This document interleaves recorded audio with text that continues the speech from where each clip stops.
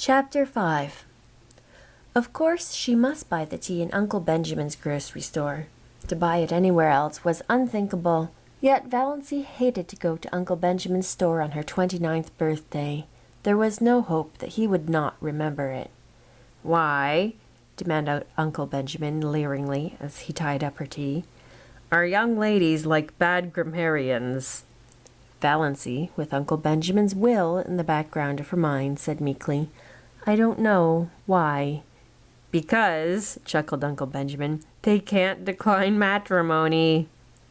The two clerks, Joe Hammond and Claude Bertram, chuckled also, and Valency disliked them a little more than ever. On the first day Claude Bertram had seen her in the store, she had heard him whisper to Joe, "Who is that?" And Joe had said, "Valency Sterling, one of the Deerwood old maids." "Curable or incurable?"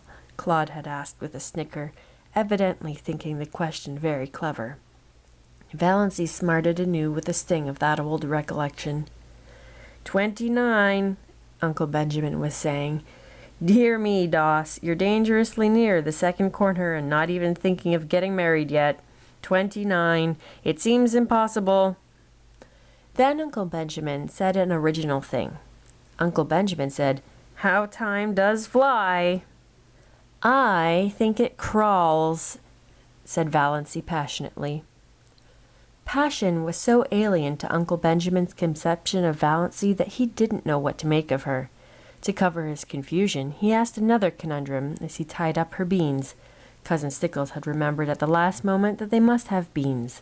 Beans were cheap and filling. "What two ages are apt to prove illusory?" asked Uncle Benjamin, and, not waiting for Valency to give it up, he added, "Mirror age and marriage." "M-I-R-A-G-E is pronounced mirage," said Valency shortly, picking up her tea and her beans.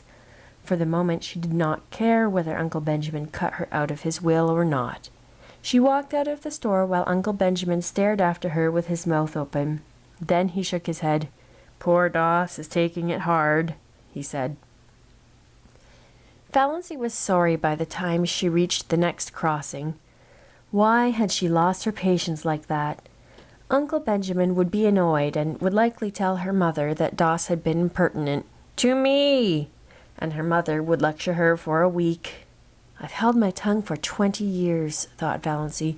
Why couldn't I have held it once more?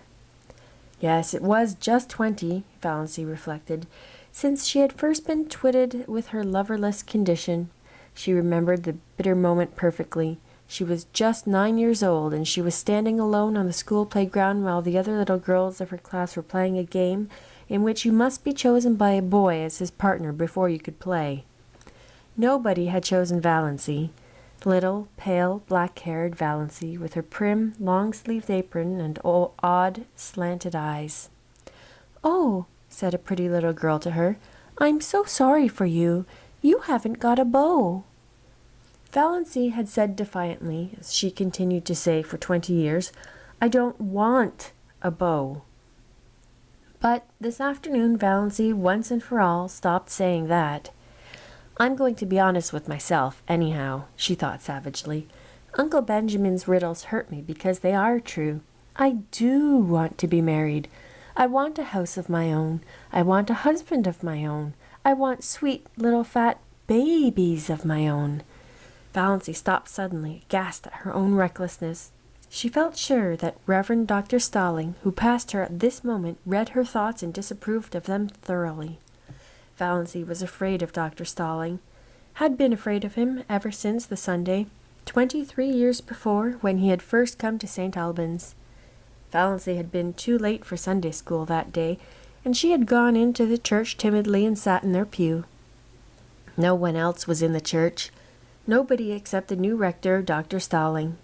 Dr. Stalling stood up in front of the choir door, beckoned to her, and said sternly, "Little boy, come up here."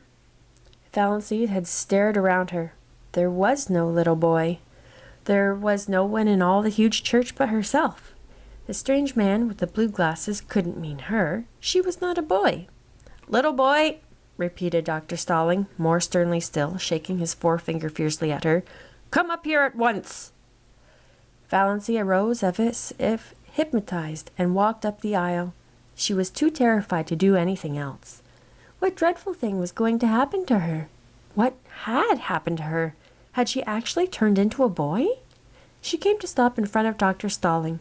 Dr. Stalling shook his forefinger, such a long, knuckly forefinger, at her, and said, "Little boy, take off your hat." Valancy took off her hat. She had a scrawny little pigtail hanging down her back, but Dr. Stalling was short-sighted and did not perceive it. "Little boy, go back to your seat, and always take off your hat in church. Remember." Valancy went back to her seat carrying her hat like an automaton. Presently her mother came in. "Doss," said Mrs. Sterling, "what do you mean by taking off your hat? Put it on instantly." Valancy put it on instantly. She was cold with fear lest Dr. Sterling should immediately summon her up front again. She would have to go, of course. It never occurred to her that one could disobey the rector, and the church was full of people now. Oh, what would she do if that horrible, stabbing forefinger were shaken at her again before all those people? Valancy sat through the whole service in an agony of dread and was sick for a week afterwards. Nobody knew why. Mrs. Frederick again bemoaned herself of her delicate child. Dr. Stalling found out his mistake and laughed over it to Valancy, who did not laugh. She never got over her dread of Dr. Stalling, and now to be caught by him on the street corner thinking of such things. Valancy got her John Foster book, Magic of Wings, his latest, all about birds, said Miss Clarkson.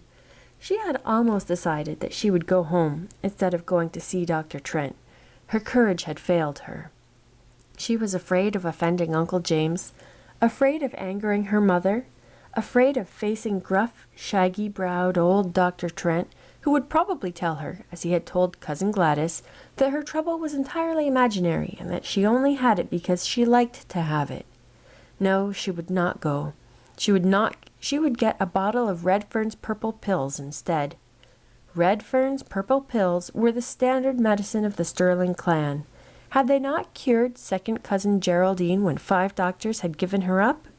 Valancy always felt very skeptical concerning the virtues of the purple pills, but there might be something in them, and it was easier to take them than to face Dr. Trent alone. She would glance over the magazines in the reading room a few minutes and then go home. Valancy tried to read a story, but it made her furious. On every page was a picture of the heroine, surrounded by adoring men. And here was she, Valancy Sterling, who could not get a solitary beau. Valancy slammed the magazine shut. She opened Magic of Wings. Her eyes fell on the paragraph that changed her life. "Fear is the original sin," wrote John Foster. "Almost all the evil in the world has its origin in the fact that someone is afraid of something. It is a cold, slimy serpent coiling about you. It is horrible to live with fear, and it is of all things degrading." Valancy shut Magic of Wings and stood up. She would go and see Dr. Trent.